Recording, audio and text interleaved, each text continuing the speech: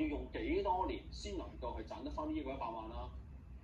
佢計緊呢個數咯，分分鐘可能佢會諗，就話啦，成部全部唔好改，淨係拆咗呢埲牆，增加呢個位置嘅話，咁可能咧又快又靚，而且我又唔需要停咗學校嘅營運，我可以咁樣能夠增加到個收入，咁計翻上嚟咧，成個 ROI 嚟講可能會大咗。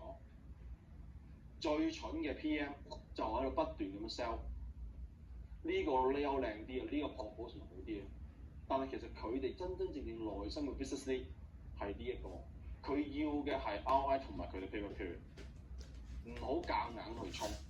從佢哋角度睇呢個世界，你要佢哋 buy in 你嘅 project， 你要有佢哋嘅心態。佢係無論發展商講錢，你同佢講錢。有兩個。佢同你講心，你講心。佢要威，你做威。有兩個。我講真。你而家睇下。如果唔係你死得好快。呢個研究啊。亦都老實講嘅，最慘嘅係你會好辛苦做咗好多嘢，但其實你好擔心。因為你嘅工作唔被人欣賞。